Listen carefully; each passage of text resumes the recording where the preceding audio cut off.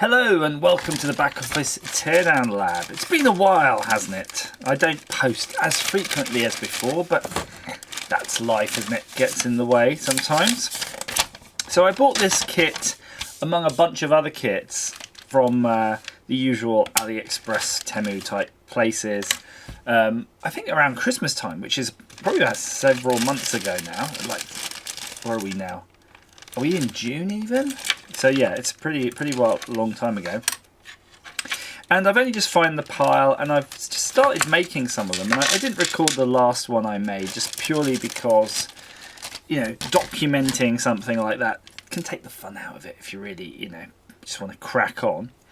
And it got me going, so I thought, okay, let's do this next kit on camera, just in case it helps somebody else. Because sometimes with these kits, especially the more complicated ones, really the instructions aren't great, and I like to see if somebody else has made one, frankly, and find a YouTube video. So I've got literally no idea what this is, though. You know, just unwrapping it. There's obviously some plastic parts here, laser cut.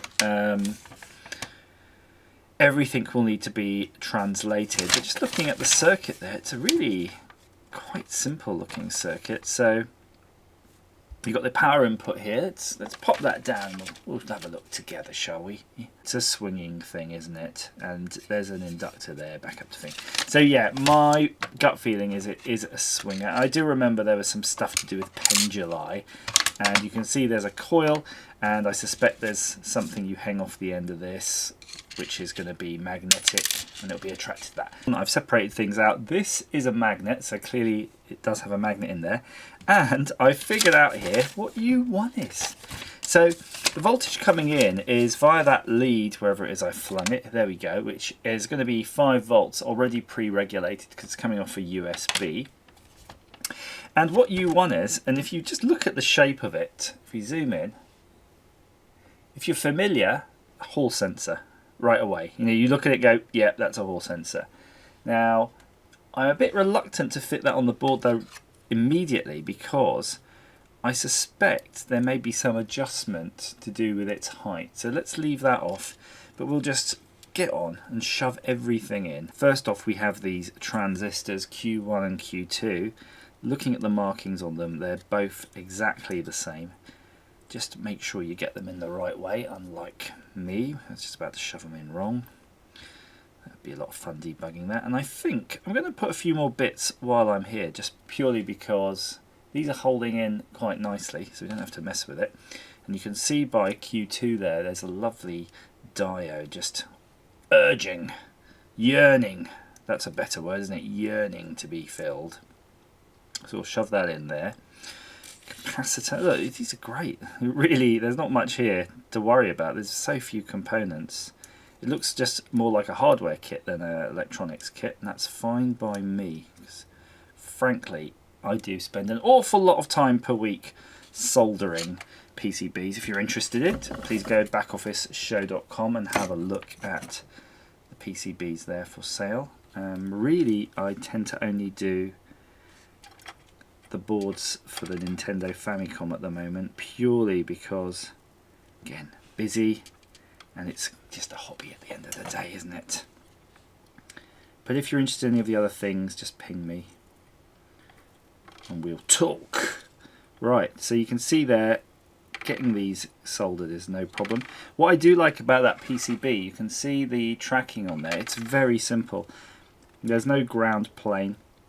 There's no wires. You could just knock this out yourself pretty quickly. The only bit that is going to cause any kind of trouble is actually just figuring out the resistors, because we do have at least 3 to fit. And there's 3 different values. Oh, that's not really a problem because they've got 2 still attached. So actually that's pretty fantastic. So R1 is the single solitary one. So let's figure out where R1 is on this. And we'll get that in place. And there's an LED as well we have to pop in there. So there's your R1, and we'll get our R2, R3 as well. I'm not seeing any kind of a tuning, so this will be fun, won't it? How do you trigger the tuning? I mean, apart from obviously just hang on a minute. Hang on a minute. Oh, there we go. I was thinking, where's our inductor? And you go, oh, this coil is the inductor. Okay, yeah. It's a big boy, not like your little few nano Henry surface mount things.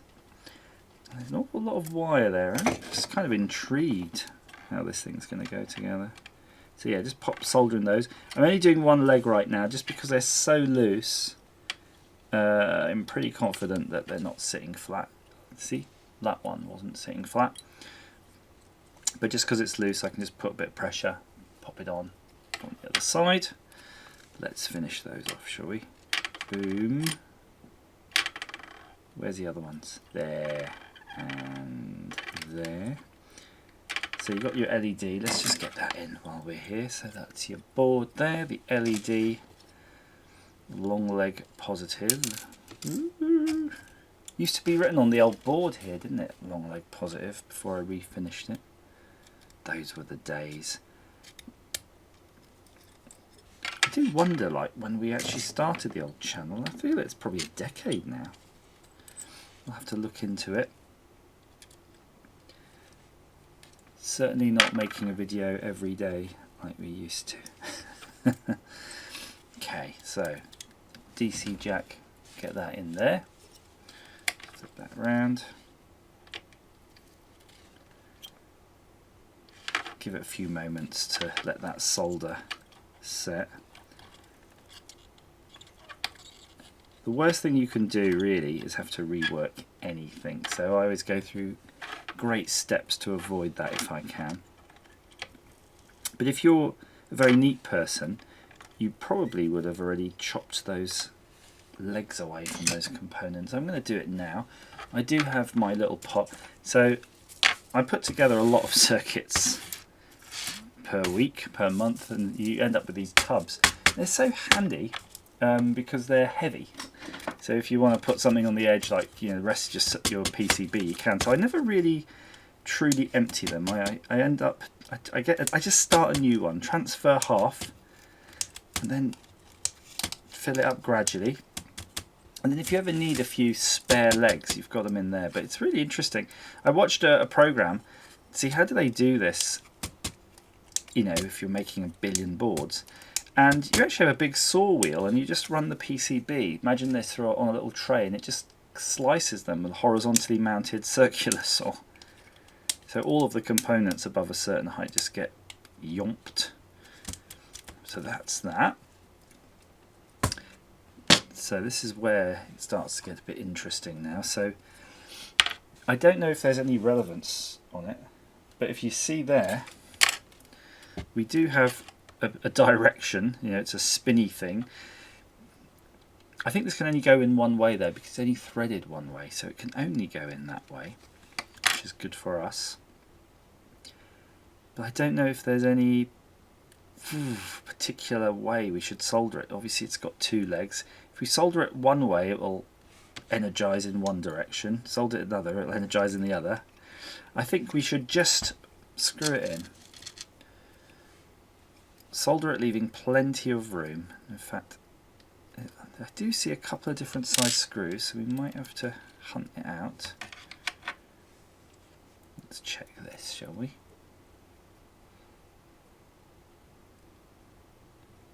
That seems fine. Let's do that. So I, this weekend, was in Dorset, revisiting the Tank Museum and of course Monkey World. And if you haven't been to those exhibits, go. It's good. I feel it's at least the second time I've been there in maybe the last 10 years, maybe a bit longer. But well, always great to see. And Monkey World is all, you know, rescued monkeys, so they're not, you know, basically dodgy monkeys caught in the wild, or at least not caught by Monkey World. But yeah, they're looking after them. You know, monkeys that are all caged, the science monkeys smoking cigarettes and putting on lipstick, all those ones. That's the kind. And they certainly looked happy enough, and I imagine they're a lot happier in that environment. But I would have liked to see a few of the small monkeys. It's crazy. One of the thoughts, again, monkey thoughts, was that there's a class of monkey called squirrel monkeys, and they're just so tiny. And I thought that's really interesting. We, as humans, we don't have that variation, do we, where we've got super teeny tiny people. Everybody's about the same. Well, I think we're getting to where I'm kind of done with this, and I'm a bit worried because I don't know what this wire's for. So I will go on the internet really quickly, just see if I can have a quick gander at how you're supposed to do this. My guess, let's do a guess before we find out definitively. I think these are bearings. I suspect they're using these for bearings. This device obviously has a magnet on the end. Let's see how this will fit. That will fit like that. We'll put the screws in through there and the nuts. So that will be there. Clearly, oh, there is this thing, which is going to give it, you'll see, hang on. I reckon that will go in there. Oh, that'll be a tight fit. But I think that will go in there. And then this will, oh, that's gone forever. We'll hang off the end like that. Chick chock. And I think this PCB will mount underneath. Oops. Yes, it will. And that'll be a reasonable, you know, remember we were talking about this sensor, where it should be? Yeah? You imagine if that's mounted there. Although there is a cutaway here, is it supposed to be really? I don't think that goes through the hole. I think it goes pretty near it. Yeah. But then you can see the hall sensors on the wrong side. If you imagine the pendulum will be swinging on this side. Okay, that's enough guessing. Didn't really find much in the way of instructions, though to be fair I didn't really look. But have a look here. You can see that those yellow washers effectively are used to hold this all together.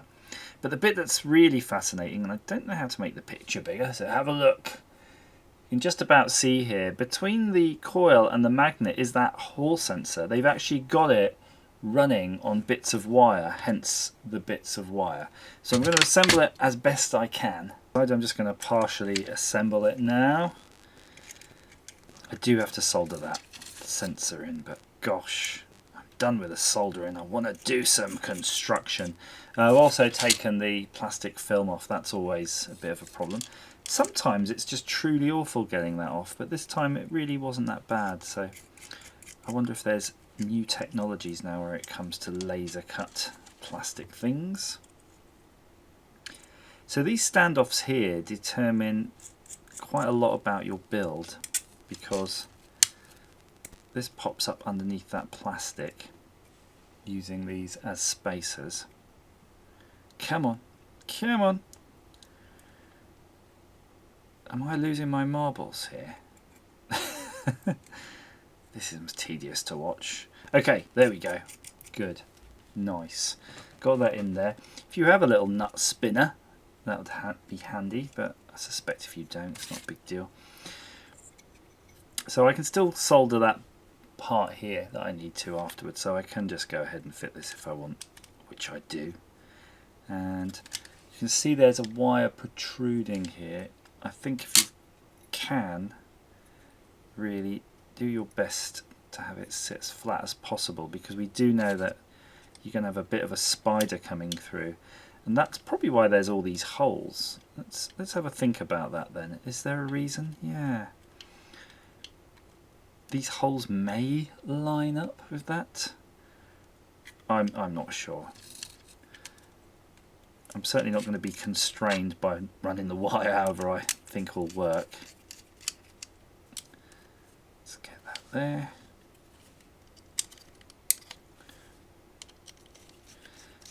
It's not too bad. And then the last 4 of those brass stand-ups are just feet. And I'll show you that just momentarily. I'm almost there. I was going to do a little bit of a cut, decided against it.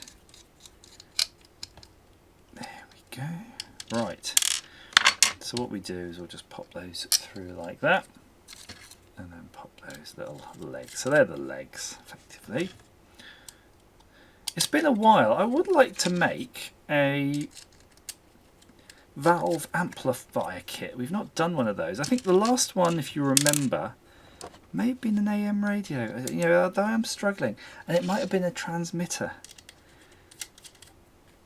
I found an SDR radio the other day as well that I just sort of haven't played with at all. You know, really bought it, got really excited. We're going to do loads of stuff with it, and then yep, it's just sitting, gathering dust. A bit like that micro console too. I think I'm at an age, or just a busyness in life where I'm collecting rather than doing right now. There's your feet, there's your device, great. Oh bum, now I know what those screws are for. It is possible that with a little bit of forethought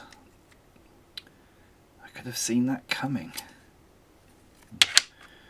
Anyway, I suspect the best way is to push these little screws through the holes. Like so. Let's do that. There we go, 2 screws. Let's get these nuts started. Let's get the nuts started on here. No! What is going on? There we go. One more. Shoof! It was almost gone. Now, strangely enough, if I'd lost that, I wouldn't have been so miffed as I might be. Purely because I was just noticed I had ordered 2 of these. And I thought, this is weird that I've ordered 2 of these. And then I checked. I've ordered 2 from 2 separate suppliers. So I obviously saw the listing in Temu or whatever and just go, oh, that's a nice kit. And then later was on AliExpress and went, oh, that's a nice kit. And purchased it twice. Still, I'm sure it wasn't that much at the time. So you can see you're tightening. Oh, I cracked it. Look at that, my manly strength is so powerful. I guess be gentle. We're going to learn anything from it. Yeah, a little bit of a crack. So this wire they give you is crazy long. I'm not sure why it's so long, but I'm not going to look a gift horse in the mouth. So I've got to cut it. I'd like to split it into 3 equal parts, and I'm not entirely sure how you would do that. So you've got a piece of wire and you want 3 equal parts. I'm going to just do it as a triangle. How about that? Using triangle things. I could measure it. That seems like a lot of work. Whereas if I chop it there, let's see. How close was I? So there's my 3 ends, gathering them up.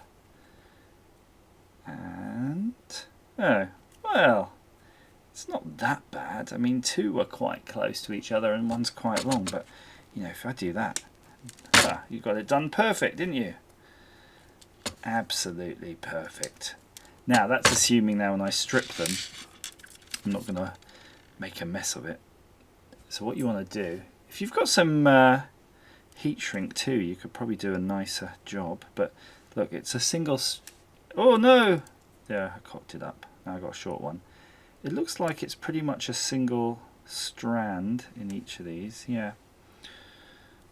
Here's the other end. So there's going to be a bunch of calibration by moving this up and down. I was thinking, how do you make it permanent? Probably some hot glue. And then we're going to take, just smash it off the desk. And then after you've done that, poke your wire through and solder it from the other side. And these are basically your extension. Look at that, it goes right through. Very thin wire. But I'm actually, you know what, I'm okay with that. I'm going to poke that right through. You know why? Because if it goes right through, it means you can place it down nicely, like that, and just retract them till it gets to where you want, and it's all going to stay in place, hopefully. Look at that. Oh, there we go. See? Maybe you can't see, but it's 3 little bits of wire sticking up. I mean, if I zoom in, oh yeah, you can see that. You've got good big tellies. You've got a good big telly box at home. Right. Oh, there you go. And if I tilt that slightly, you can see that's a proper good job, that is. I'll put my name on it. A really tiny pen. And then you can stretch those out. Now, I do have heat shrink. Oh, I was just going to give myself an excuse not to use it, but I will get some heat shrink. Obviously, they didn't give you any, so maybe you don't need it. But I feel you're soldering directly on the ends of this sensor. And you can imagine that if you make a little mistake, you're bending it around, yeah, you could break the legs and then you're stuffed. And you're short of a Hall sensor. So it doesn't hurt. Just, if you got that, add it. Right. Now, we have to solder it in the correct way. There is a nice picture though, as you saw earlier. And this one is the middle leg. So I think I'm going to trim it a little bit, maybe down to 1 centimetre or so. And what I'm going to do is tin those flying wires. You can see them flying in the air and they'll be very hard to focus on, so I do apologise. So I'm just going to do it. Yeah, have a look at the smoke, look at the chemtrails. And I'm just tinning, there you go, tin the component. Ow, that's hot, be careful. That's a bit too much heat. Now, how short to make these? Probably, I'd say about 5mm, thereabouts. Okay, so we've got this middle leg here. So the middle leg's a good one to start with, because if you get it wrong, yeah, you can still turn the component around because the middle is common. And I am eyeballing it just to make sure I am more or less in the right way around. Oh, it's so much. This, that's, I've probably got this weighted, set to 330. I mean, that thing's absorbing so much heat. I'd almost put a clip on it just to take away some of that. That's too much heat. It's too wee. Right. So, if we can get this outer leg done, then there's no doubt when we come to doing the rest, because we've just got one more. Woof! These things, I wonder what its maximum temperature it can take is, because it's basically be quick, I suppose, what I'm saying. If you've got, especially if you've got one of the soldering iron kits that you get,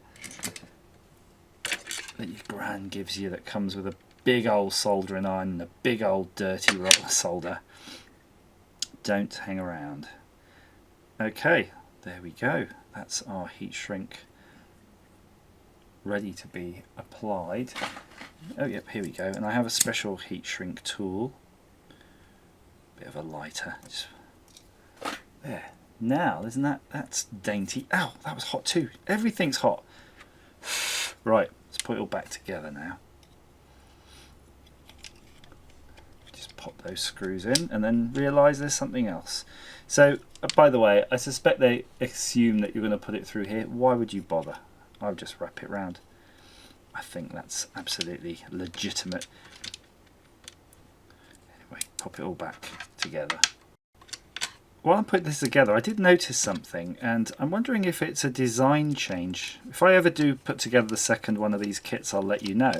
But have a look down below just in case I make a comment. But you can see there, see those 3 holes? I think you're supposed to put the Hall sensor just through here, put the little wires out the 3 holes, yeah, the little leads of the IC, have your wires going through those and just attaching like that. Putting together the old magnets and everything.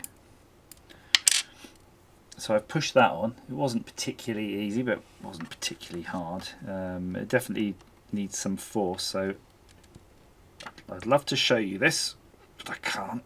Ugh. You can see I've had to put some force on just to get this little ring on. And I think they're definitely made to be tight because they're being used to hold everything together like these magnets and whatnots. There's no way you'd get this any other way. Let's get that in. Just push it through your thumb. What are you using a thumb for anyway? Okay, look, that actually centered quite nicely, didn't it? I could see that working at a treat. So they have 4 of these. So I wonder if you are supposed to have maybe 1 on each side, 1 as a bearing. We'll figure it out. Yeah, I think you have 3 on one side and 1 on the other. So just put your 1 on to start with. Unfortunately, oh, that was actually quite easy. Strange. So I imagine you're going to go through like that. Sometimes they go on really easily. That's interesting. Ugh, that's your tolerances. Something like that would probably do. Yeah. Let's have a look. Hope this magnet's causing havoc. Yeah, so you can see. Oh, and it is actually trying to be magnified. Obviously, there's a lump of metal there. Let's push this on. It's all gone out of whack basically as I'm pushing these on. So I think if you can get it all together loosely. Remember I was saying about some being easy and some not? There we go, that was one that is not. Pop that there. Let's pop this other one on there. Yeah, good. So I'm just going to try to align it so that it's more or less centralized here. Why is that so tight? Yeah, it's all gone loose again because these came loose. Ah, well that's not bad. I mean, look at that for alignment. I mean, this thing's a bit wonky, but I think that's it, isn't it? I just need to get a power source. I spent absolutely ages trying to find a USB plug-in doodad so I could plug this in, but then realised I've got this hooked up to the bench power supply, got it set for 4 volts. Let's have a go, shall we? Centre positive. Oh, look, the LED. There's a rainbow LED in there. So,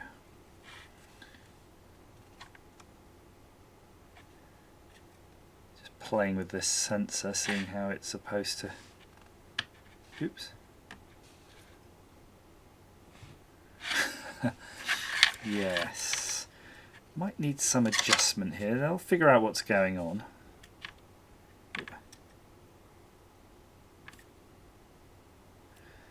Okay.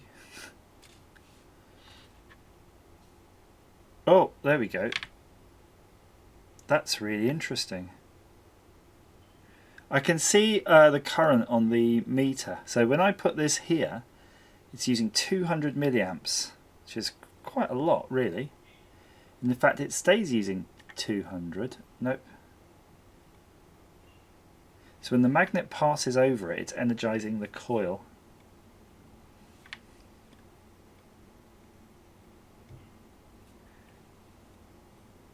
So I guess it's tuning. You can see I'm just moving it slightly.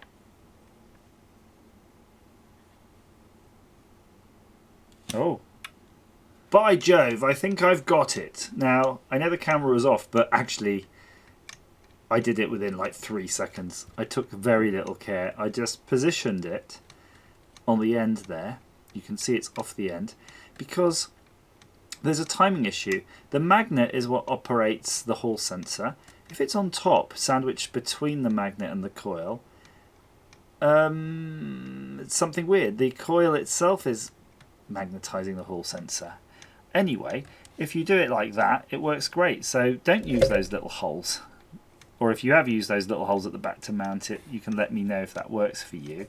But yeah, it's just swinging an inordinately long amount of time. So that's how you know it's working, because when you swing it, it'll just keep going way longer than you would expect. And you can see here it's not using too much current because clearly it's only momentarily firing that electromagnet. It was probably using a lot of current because when you're on top of it, it's just like basically trying to burn it out. This is weird. Look at that. Did you see how it was fighting it? Look, just do a little tap. And you can see it's basically boosting it up. It's using 30 milliamps at the moment. At least, I mean, the meter's probably measuring some sort of mean average, but it's going down to 27 milliamps, 26 as the stroke length gets longer. Oh yeah, that's actually quite satisfying really as a little kit. Yeah, I could see that being a bit of fun on a window ledge somewhere. So if you've got the kit and you're worried about it or thinking about it, you see where I've got that Hall sensor positioned. It seems pretty robust really. You could just move it around. I'd put a little bit of double-sided 3M tape and just stick it there, and I think that's it. You probably don't need to adjust it. And it's quite resilient after that. You know, you can see I'm stopping it and messing with it, but look, it's getting going again. There you go. And I guess if I'm going to practice what I preach, let's put some of that tape on. I'm just going to cut myself a sliver. The worst bit about this tape is actually just taking the plastic off usually. So let's see, where would we position it. I'm going to position it right here in this little landing zone. And this is the bit, the moment of truth, where will it actually unpeel nicely or be a total pain in the futtocks. Let's have a look. Yeah, he's going to be a pain. I do have a trick for this actually. If you've got this 3M type tape, if you get yourself, and I'm just having a little root around in the corner, a little flathead screwdriver, use that to hold the grey layer down. Yeah. Maybe you can see that, maybe you can't. And then your tweezers, you'll get it off like that. Beautiful. Right. Let's get this position. This will look quite good, I think. Let's hope that's right, because it's not going to come off ever again. That's super robust now. I wish I didn't wrap the cable around here. I think actually I'm going to tidy it up while I'm here, just because I think it's going to be a proper job and we'll be done. Because frankly, once you've made the kit, where does it go? It just goes on the shelf of shame with all the other kits. I think, you know, you could do quite a nice job. Let's unplug that. See the wire there. Quite a nice job of giving it a little twist, a little cheeky twist, a flick of the wrist. Look at that. Maybe wrap that around underneath. Yeah, that'll do. That'll do, pig. It's been ages since I've watched Babe. Okay, plug that in. And will that tick-tocking continue? Yeah. Look, it's doing it by itself. It's loving it. Job done. Maybe I could gift that. That would be a lovely, lovely gift, wouldn't it? Who wouldn't want that? Maybe as a wedding anniversary. As ever, thank you for watching. Oh.